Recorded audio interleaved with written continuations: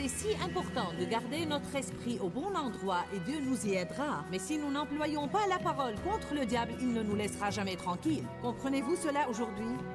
Restez avec nous dans Jouissez de votre vie.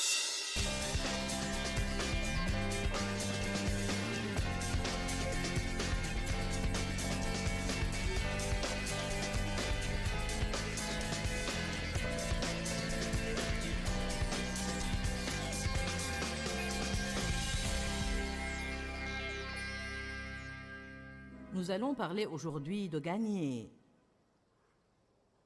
Le combat livré dans notre esprit et nos pensées. Merci Seigneur.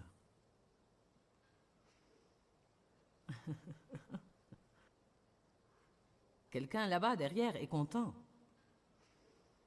Y a-t-il quelqu'un ici qui a jamais été assailli dans ses pensées?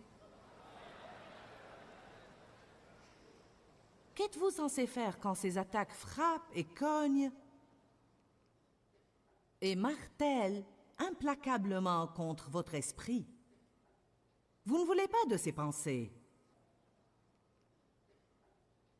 Romains 13, 14, dans la Bible amplifiée, dit « Mais revêtez le Seigneur Jésus-Christ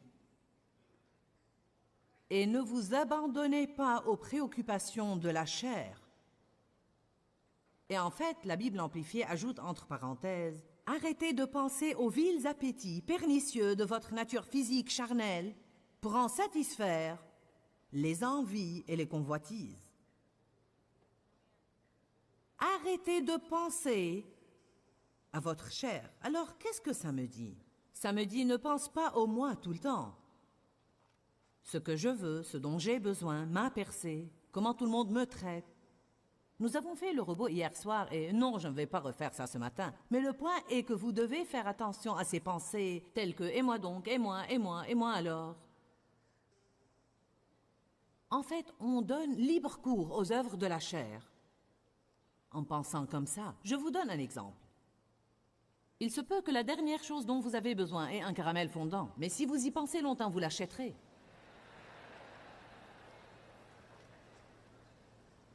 Peut-être voulez-vous marcher selon l'amour avec quelqu'un qui vous a vexé, mais si vous passez votre temps à ressasser tout ce qu'ils vous ont fait, la prochaine fois que vous les voyez, vous ne pourrez pas bien les recevoir. Car là où cheminent vos pensées, là aussi vous suivrez. Nos pensées nous préparent à l'action. Ainsi, ce verset nous dit « Arrêtez de penser à la chair ». C'est une bonne consigne, mais comment est-ce que je fais ça? Quand j'ai des idées sur lesquelles j'ai intérêt à ne pas m'attarder, mais ces pensées ne semblent pas vouloir partir, qu'est-ce que je suis supposé faire à leur sujet? Est-ce une question à laquelle quelqu'un ici serait intéressé? Bien. Je vais vous parler aujourd'hui de plusieurs façons pour arrêter de penser les mauvaises choses et commencer à penser les bonnes choses. Tout d'abord, numéro 1, quand Dieu vous rend conscient que vous entretenez une mauvaise pensée, arrêtez de méditer sur la mauvaise pensée, mais remplacez-la par quelque chose de bon. Si vous êtes sot, le diable va vous tromper et vous exploiter. C'est pourquoi parfois quand vous conduisez sur la route, c'est juste comme... Des idées des plus étranges vous viennent à l'esprit. Des choses même pas sensées. C'est comme, mais d'où est-ce que ça vient? C'est parce que l'esprit est le champ de bataille et nous sommes en guerre. Satan veut nous dominer et il ne peut pas le faire s'il ne contrôle pas nos esprits. Parce que votre esprit, les pensées que vous avez et mon esprit nous préparent à l'action. Alors qu'est-ce qu'il est bon de faire l'objet de mes pensées? Galates 6, 10 dit « Ayez soin de pratiquer le bien, surtout envers les frères en la foi. » Une chose à laquelle je me suis bien entraînée, c'est de réfléchir exprès à ce que je peux faire pour les autres. C'est bien, surtout quand vous faites ça tôt le matin, demandez à Dieu « Que pourrais-je faire aujourd'hui pour être une bénédiction pour quelqu'un ?» À quel point pensez-vous que votre mariage peut changer si vous ne passez que 2 minutes chaque matin à considérer comment vous pouvez être une bénédiction à votre conjoint, non pas comment ils peuvent vous bénir? Et à quel point vous êtes exaspéré qu'il ne vous bénisse pas. Imaginez, vous vous réveillez le matin. Seigneur, comment est-ce que je peux être une bénédiction pour Dave aujourd'hui? Peut-être que Dieu me dirait, ne te plains pas quand il regarde le foot. Peut-être qu'il me dirait, dis-lui combien tu apprécies qu'il soit un bon mari. Dis-lui que tu aimes le fait qu'il prend bien soin de son corps. Dis-lui que tu apprécies son tempérament stable. La raison pour laquelle on a tant de problèmes dans nos rapports, c'est parce qu'on s'attarde trop sur le négatif. On pense trop à ce qu'on n'a pas et pas assez à ce que l'on a. La personne à laquelle vous êtes marié et dont vous vous plaignez tout le temps, il y a quelqu'un d'autre dans cette salle qui aimerait la voir.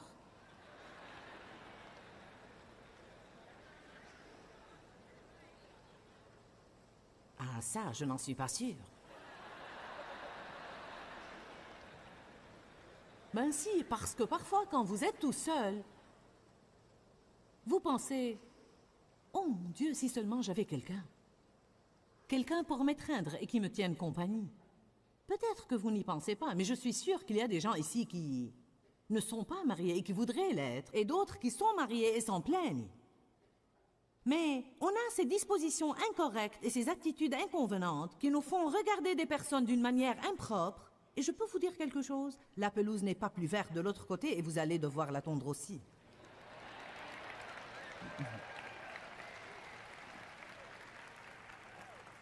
Oui, il y aurait parfois des situations où les choses vont si mal, sont si mauvaises et pernicieuses, qu'on devrait leur mettre un terme. Mais c'est loin de l'état actuel des choses qui se passent dans notre société aujourd'hui et nous savons cela. Eh bien, nous ne sommes pas compatibles. Qui l'est? Dave et moi ne sommes pas compatibles non plus.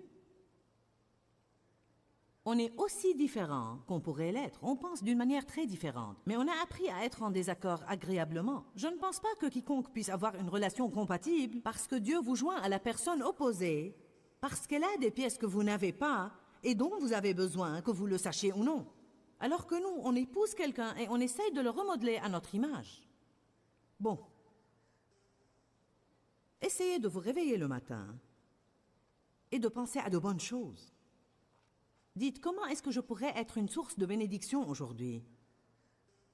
Dieu, pour qui as-tu besoin que je prie? Il vous montrera des choses à faire. C'est l'une des choses qui m'ont aidé à briser l'égoïsme en moi. Ne chassez pas simplement une mauvaise pensée. Occupez cet espace vide par une bonne pensée.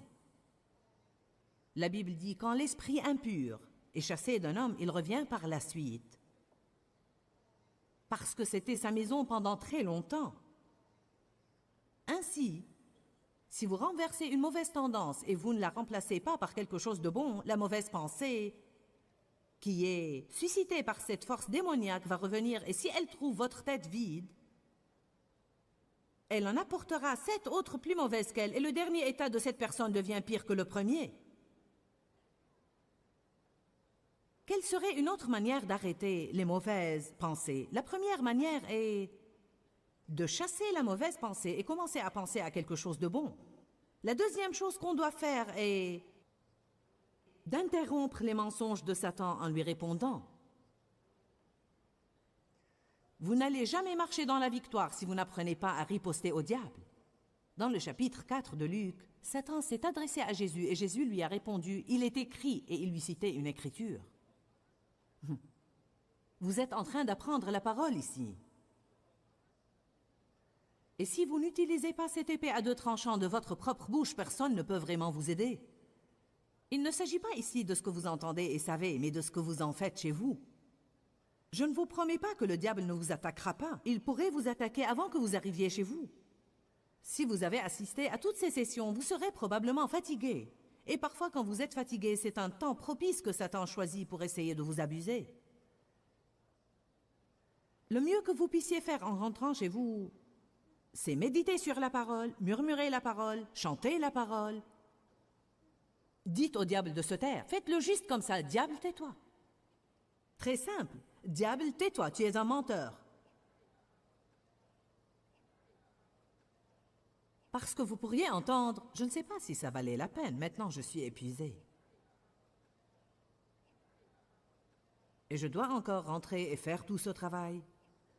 Je ne sais pas. Dites, diable, tais-toi, je suis content d'y être allé, je suis rempli de la parole. Eh oui, ça va définitivement me profiter.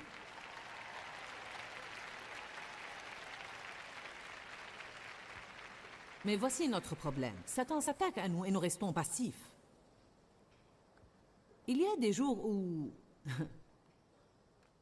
si vous pensez que vous êtes agressé,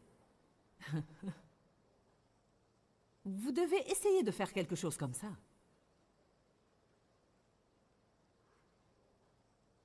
Il y a des jours où je dois citer la parole toute la journée. Et parfois, franchement, c'est fatigant. Des fois, je pense, je ne veux plus lutter, ni me battre contre le diable. On en devient là parfois. Et alors, Dieu doit me rappeler, tu es en guerre. C'est la guerre. Nous sommes des soldats dans l'armée de Dieu.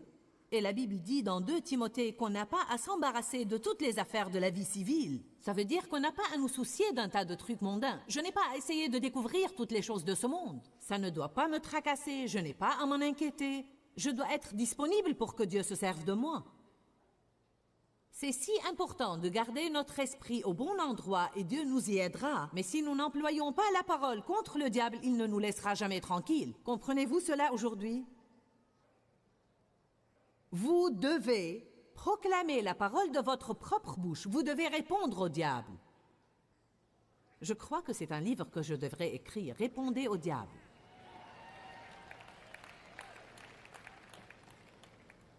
Ma gouvernante est une femme merveilleuse et elle a tendance à se parler elle-même. Je veux dire, c'est sa manière de garder le moral. Et vous savez, on doit apprendre à répondre au diable toute la journée. Parlez à Dieu, parlez à Jésus. Et quand le diable vous lance un mensonge, répondez-lui, « Diable, tais-toi ». Même si vous ne vous adressez pas à lui personnellement, vous devez citer une parole de votre bouche.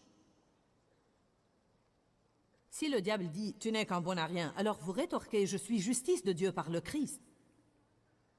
Je suis choisi et consacré par le sang de l'agneau. Tu n'as pas d'avenir. J'ai un bel avenir. Dieu a formé de beaux projets sur moi. Tu ne surmonteras jamais ton passé. J'oublie ce qui est en arrière et je cours vers les bonnes choses qui sont en avant. Il y a une réplique biblique pour chaque mensonge que le diable profère. Comprenez-vous cela? Il existe une réponse biblique pour tout mensonge que le diable vous lance. Pour chaque mensonge que Satan vous dit, il y a une écriture dans la parole de Dieu pour la réfuter. Et tes enfants n'y arriveront pas. Tous mes enfants sont bénis du Seigneur. Tu n'auras jamais assez d'argent. Tout travail de mes mains prospère et tout ce que j'entreprends me réussit. Tu ne pourras jamais te permettre une belle maison. Oh que si, la fortune du pécheur est mise en réserve pour le juste et c'est moi.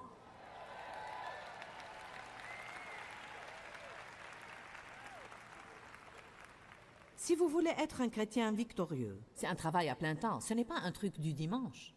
Vous m'avez entendu, ce n'est pas un truc du dimanche, c'est un travail à plein temps et je ne connais rien de mieux pour votre vie et votre énergie que d'écraser partout le diable sous vos pieds.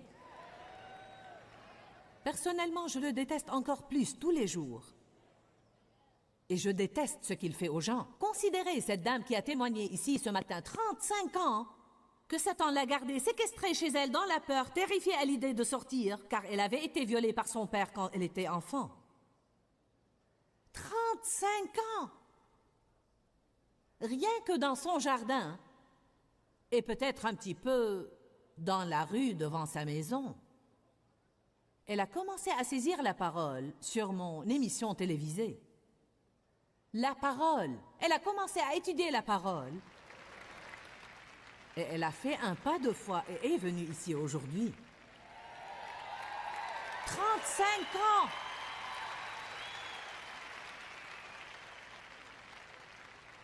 Alors, est-ce que ça veut dire que Satan ne va plus jamais l'agresser et qu'il n'essaiera pas de lui mentir quand elle rentrera chez elle?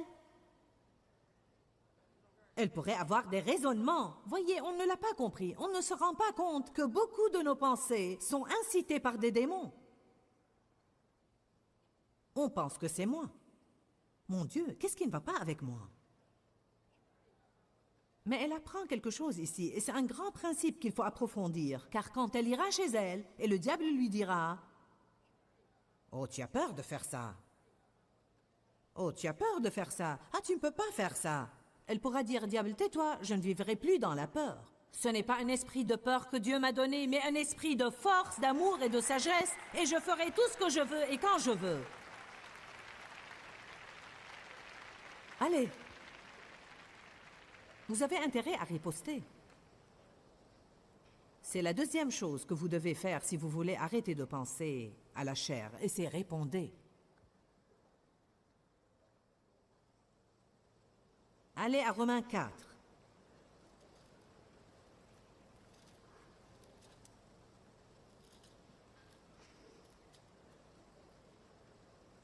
Je ne crois pas qu'on ait encore compris la puissance de la louange.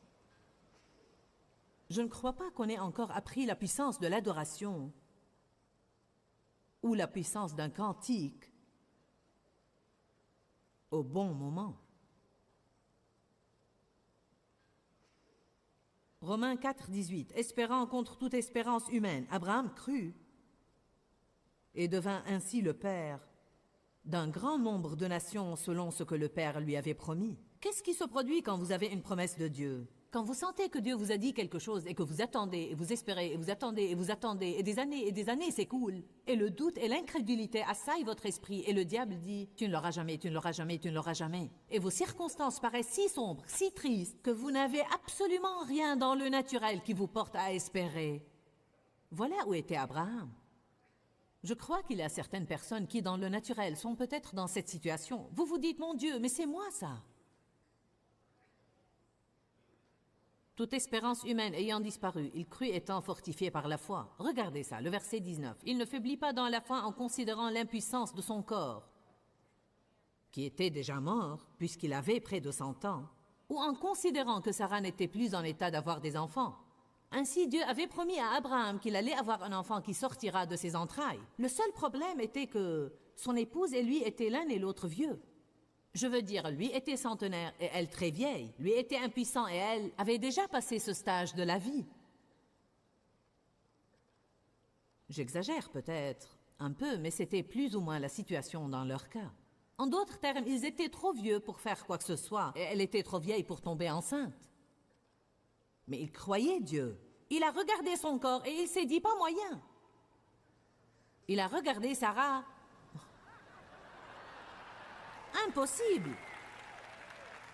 Cependant, il a cru Dieu.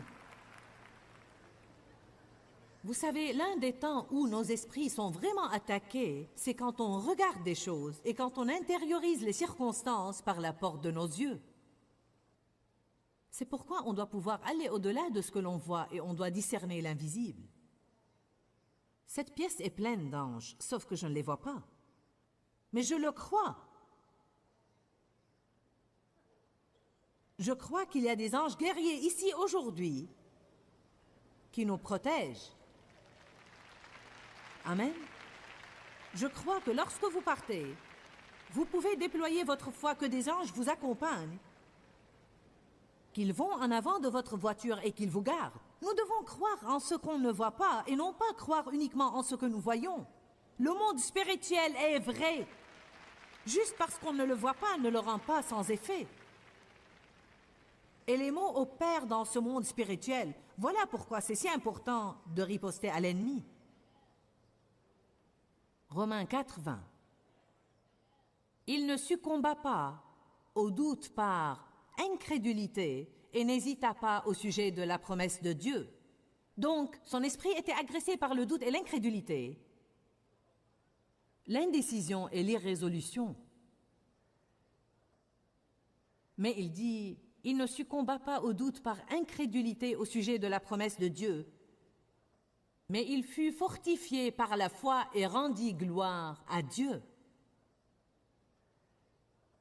Ce que j'apprends de plus en plus, tout le temps, même à partir des choses que j'ai dû traverser et des expériences que j'ai faites, car nous avons une vie personnelle, et que quand les pensées commencent à vous tourmenter, commencez à louer Dieu à voix haute de votre bouche. Merci Éternel que tu es si bon. Je bénirai l'Éternel en tout temps. Sa louange sera toujours dans ma bouche. Levez les mains, louez et adorez Dieu. Je vous dis, ça fait rager le diable quand il s'attaque à votre esprit. Et vous levez les mains juste et vous dites, Éternel, je te loue. Je t'adore, Seigneur, et je te remercie pour tout ce que tu as fait dans ma vie. Et je crois que rien ne t'est impossible, absolument rien. Quand vous faites ça, les mauvaises pensées s'arrêtent.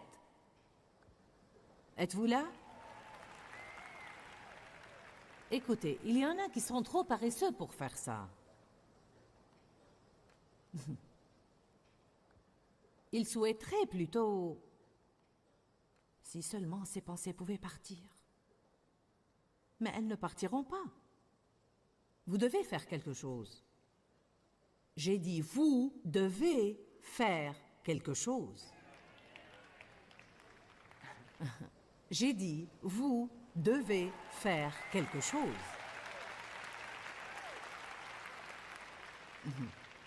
Ça prend quelque temps pour que ça soit reçu. C'est comme...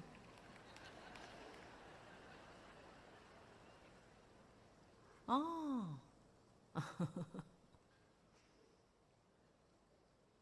Je vais devoir faire quelque chose.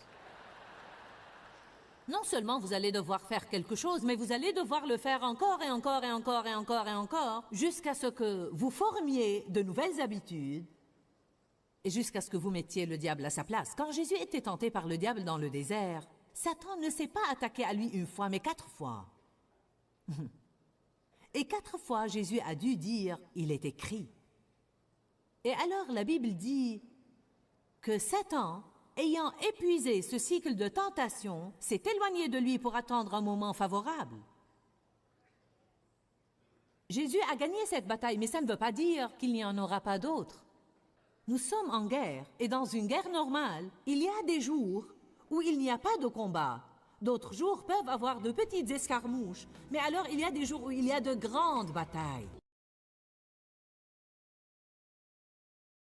Satan attaque nos pensées d'une façon régulière, mais on peut gagner la bataille de nos pensées par la louange, l'adoration, les actions de grâce, et en passant du temps de qualité avec Dieu et en répondant au diable. La Bible nous dit d'être les imitateurs de Dieu. Jésus a réfuté le diable, et nous pouvons faire de même. Dis-leur que je les aime. Dans ce livret, Joyce Meyer donne une révélation de l'amour de Dieu.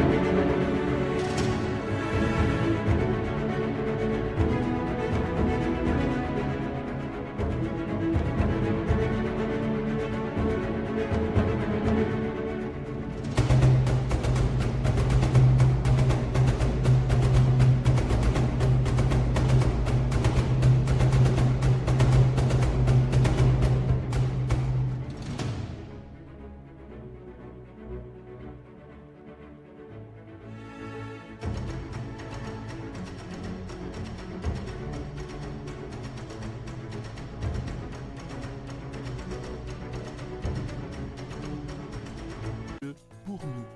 Pour obtenir ce livret gratuitement, écrivez-nous à Joyce Meyer, boîte postale 40095-6300 Larnaca, Chypre. Ou bien visitez notre site web www.joycemeyer.org/fr.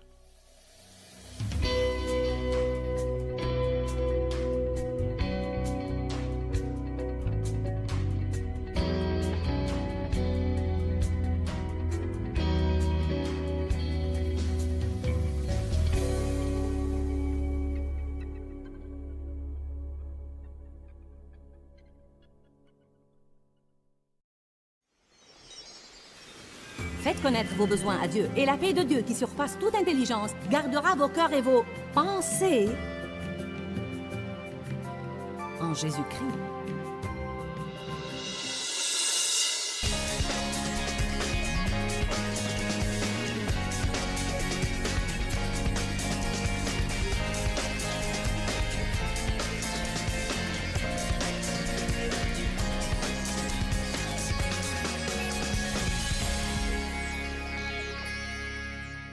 qui a jamais constaté n'importe quel combat contre son esprit.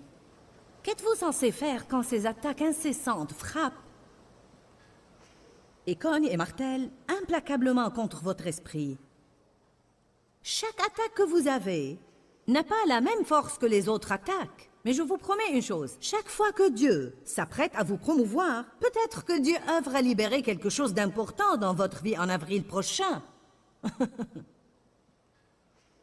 Mais comme souvent vous ne voyez pas le monde spirituel comme le font les forces du mal, elle voit ce qui se prépare pour vous en avril.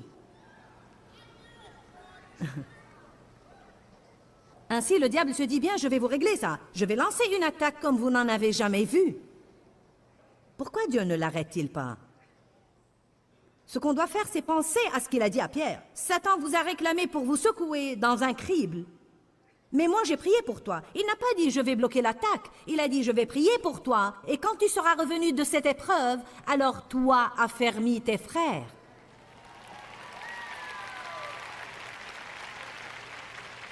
On n'obtient aucun pouvoir pour aider les autres, rien qu'en lisant des livres à ce sujet. Vous devez passer à travers, et vous aurez quelque chose à dire qui a autorité. On passe tous par des périodes où nos pensées sont attaquées et nos émotions sont attaquées. Parfois, et surtout si vous n'avez pas eu de combat pour quelque temps, et voici qu'une attaque vous tombe des nues, vous êtes surpris et vous dites « Mais quoi ?»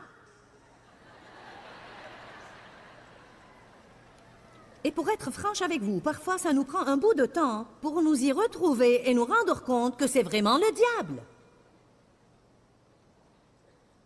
Et ça nous prend encore plus longtemps pour comprendre. Vous savez, j'avais comme une impression que Dieu allait me promouvoir. Oh oui, je me rappelle, il y a quelques semaines, Dieu m'a dit qu'il avait une bénédiction pour moi. Je veux dire, j'ai reçu le ministère d'un prophète récemment qui m'a dit de belles choses assez frappantes sur l'avenir et l'année prochaine et la puissance de Dieu et des nations que Dieu va ouvrir devant notre ministère. Oh, Dieu soit loué. Ah, merci Seigneur pour cette parole. Oui, oui, oui. Tra-la-la, la-la, la-la, la-la, la-la, la-la, la.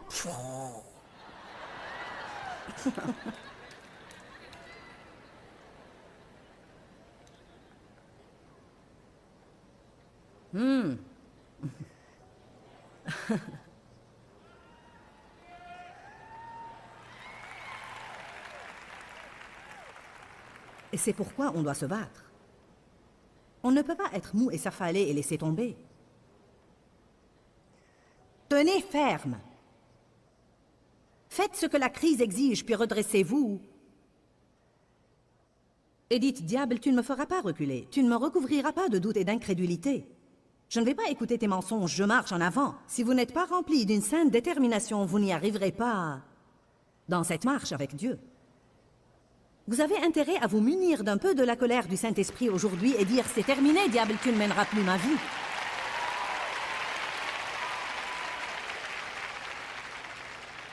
Il y a certaines choses que personne ne peut faire pour vous. Tôt ou tard, vous devrez confronter l'ennemi et gagner vos propres batailles. La louange est si puissante. L'action de grâce. Être simplement reconnaissant, ça rend le diable fou. Il veut vous entendre vous plaindre et pester de tout. Ce qui se produit ces jours-là où tout va mal et vous dites « Éternel, je te remercie pour tout ce que tu as fait, pour tout ce que tu fais maintenant, et je te remercie d'avance de me tirer de cette épreuve par laquelle je passe, parce que je sais d'avance que j'ai la victoire avec toi. Merci, merci, merci, merci, merci, merci, mon Dieu. »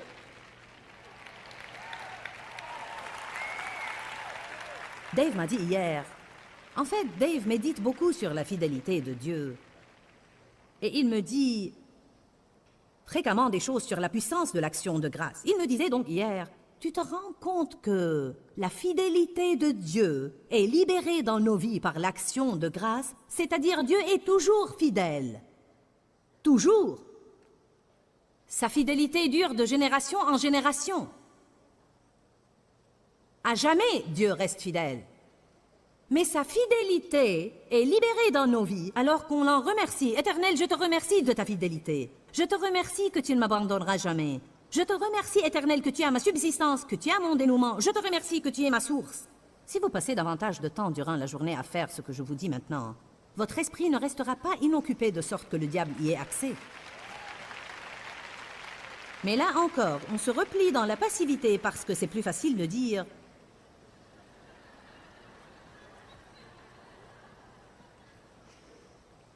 Si seulement j'étais béni. Si seulement le diable me laissait tranquille. Je ne comprends pas pourquoi je suis toujours attaquée. » Surmontez ça! Allez, je suis furieuse contre le diable aujourd'hui. J'ai dit surmonter ça.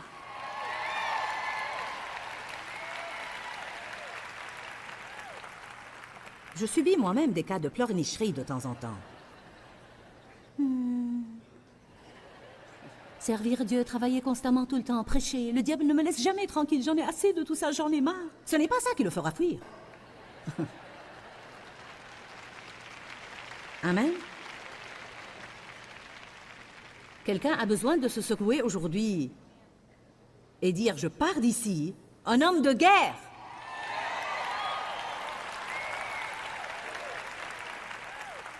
Dites « Diable, tu n'auras pas mes gosses, tu n'auras pas mon mariage. Tu n'auras pas mes pensées. Tu ne me causeras pas de dépression nerveuse. Tu ne me mettras pas à l'hôpital psychiatrique. Je vivrai et je ne mourrai pas. » Ouh. Philippiens 4,6 dit « Ne soyez inquiets de rien, mais en toute occasion, par la prière et la supplication, accompagnés d'actions de grâce. » Faites connaître vos besoins à Dieu, et la paix de Dieu, qui surpasse toute intelligence, gardera vos cœurs et vos pensées en Jésus-Christ. Je vous dis que vous pouvez interrompre les projets de Satan sur vous, rien qu'en ouvrant votre bouche et en commençant à remercier Dieu de tout ce que vous pouvez penser à l'en remercier. Car les armes de notre combat ne sont pas charnelles, mais leur puissance vient de Dieu pour renverser des forteresses. Si mes armes ne sont pas charnelles, elles doivent être spirituelles. Tout ce dont je vous parle aujourd'hui opère dans le royaume spirituel. Quand je loue et rends grâce à Dieu, quelque chose se produit dans l'esprit. Quand je déclare la parole, quelque chose se produit dans l'esprit. Vous ne pouvez pas comprendre ces choses par l'intellect, mais par le cœur. Y a-t-il quelqu'un ici qui rend témoignage à ce que je dis, que c'est ce que nous devons faire dans nos vies? Allons, un petit moment de vérité maintenant. Qui de vous a été attaqué mentalement par l'ennemi ou dans vos émotions et vous n'avez pas fait ça? Bon, alors vous êtes aujourd'hui au bon endroit et au bon moment, n'est-ce pas? Qui va rentrer chez lui et le faire?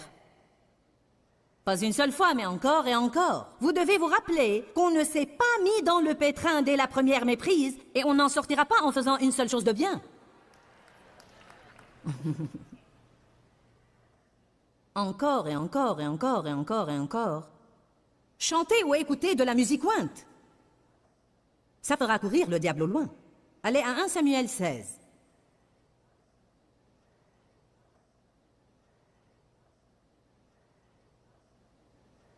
Ah, comme le temps passe vite quand on s'amuse. À propos des raisonnements, avez-vous jamais vu les spéculations exercer une telle prise sur votre esprit au point où vous vous évertuez à essayer de pénétrer un problème? La raison se veut programmer, prévoir, calculer, envisager et organiser. Je commence à comprendre que la majorité de ce que je planifie ne marche pas.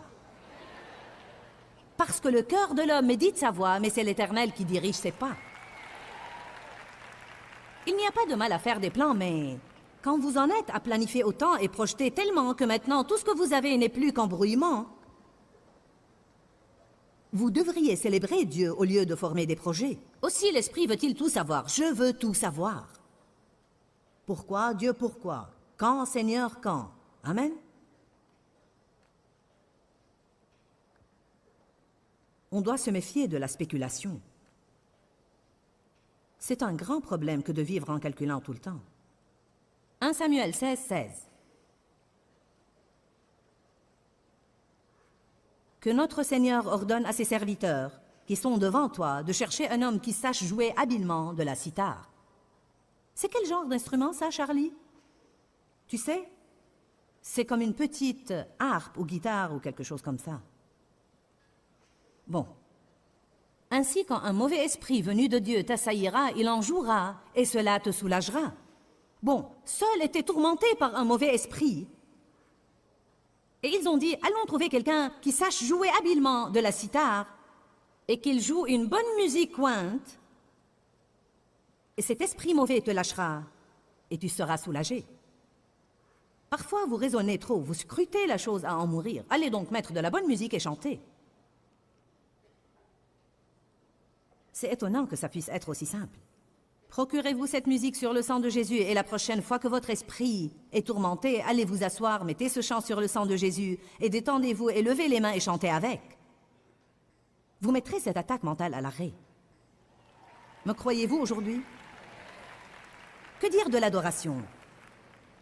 La louange et l'adoration sont différentes.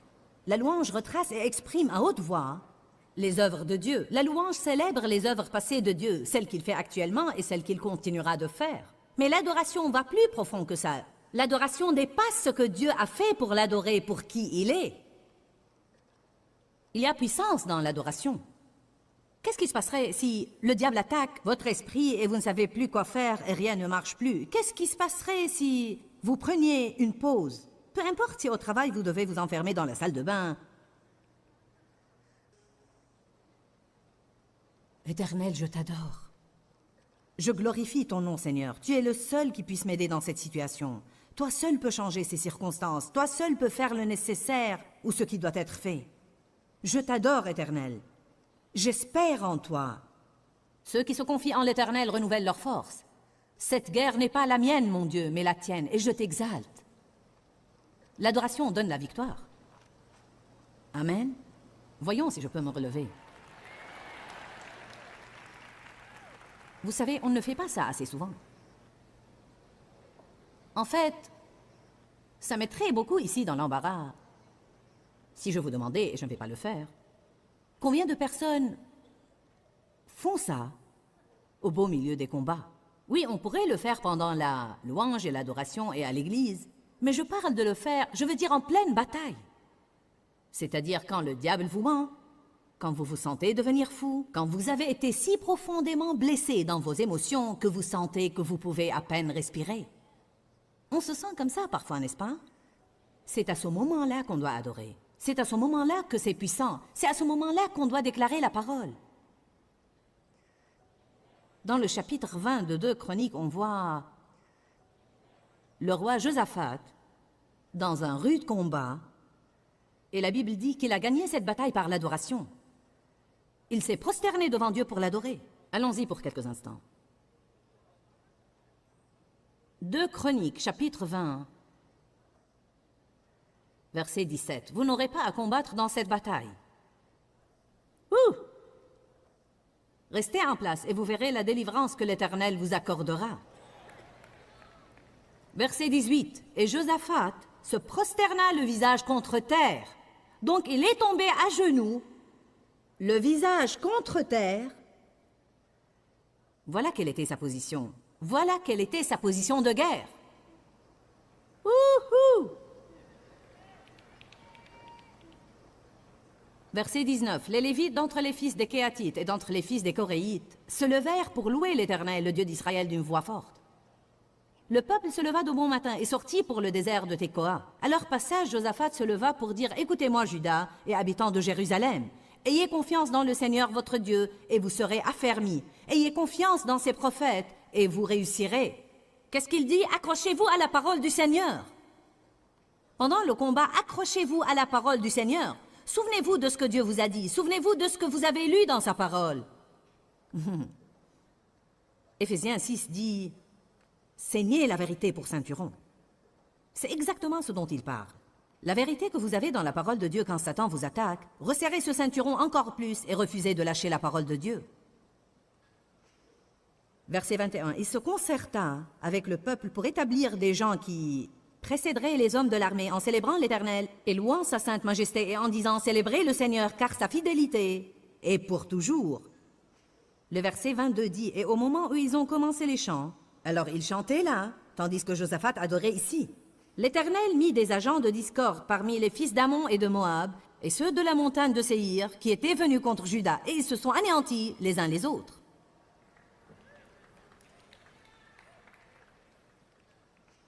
Regardons encore une fois notre liste. Comment peut-on arrêter les pensées qui nous apportent la destruction quand notre esprit est attaqué par le souci, quand notre esprit est assailli par la crainte ou les spéculations? N'abhorrez-vous pas ces jours où votre esprit s'immobilise sur quelque chose? Je veux dire, vous vous dites, « Ah,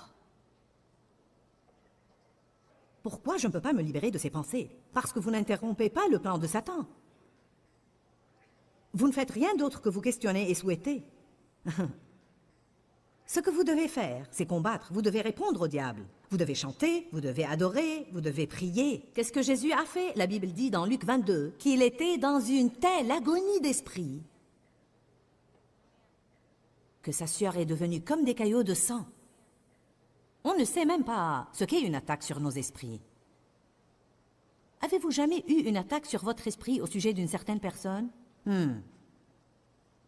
Elle monopolise vos pensées et vous vous dites, mais allez-vous-en!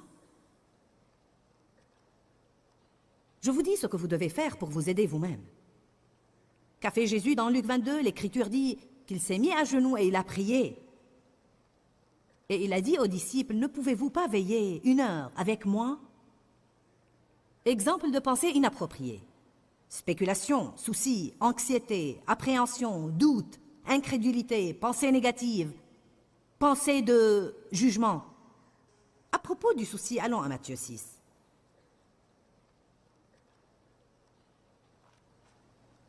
Y a-t-il quelqu'un qui comprend ce que je vous dis aujourd'hui? Vous aurez du travail à faire quand vous rentrerez chez vous. Je bénirai l'Éternel en tout temps. Sa louange sera toujours dans ma bouche.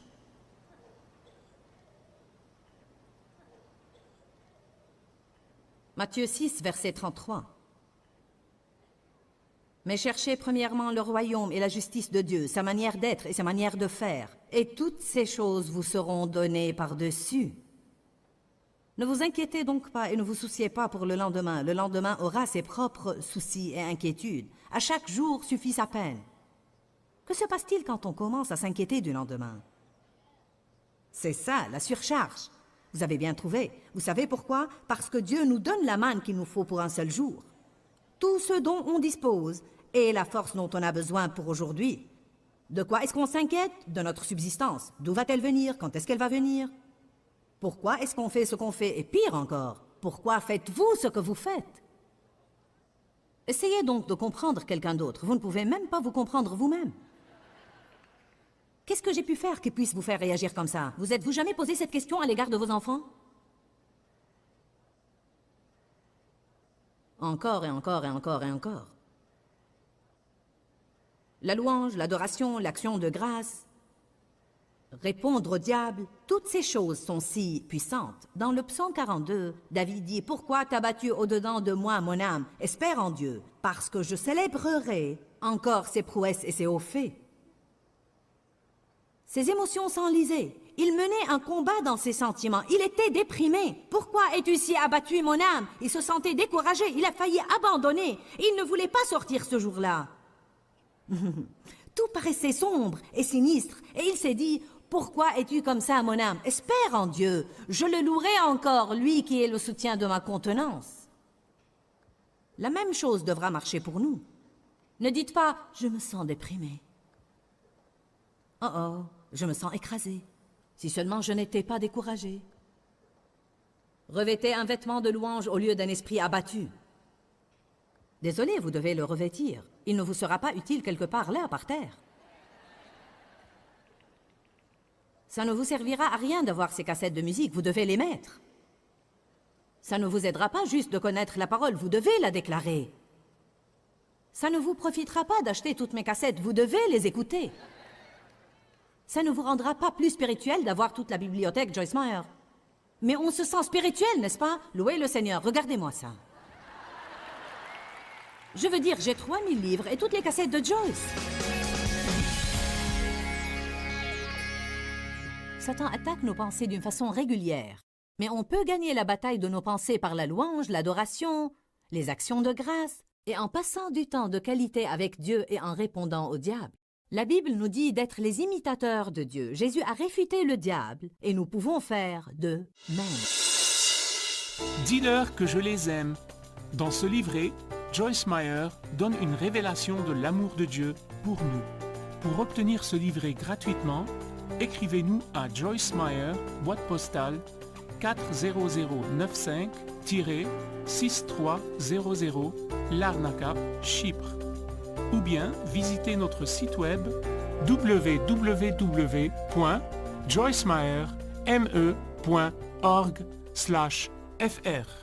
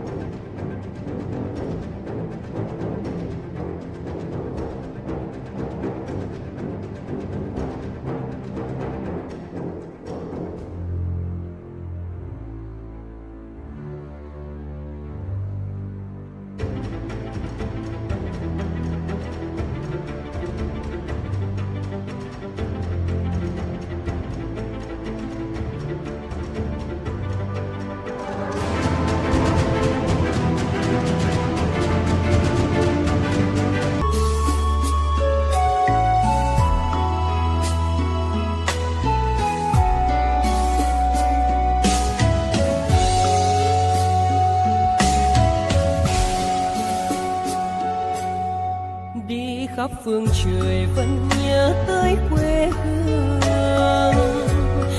Người về đây thăm làng trù quê mẹ và làng sen quê cha, xúc động bồi hồi người rơi giọt lệ, thương mái nhà tranh thương đất mẹ nghèo.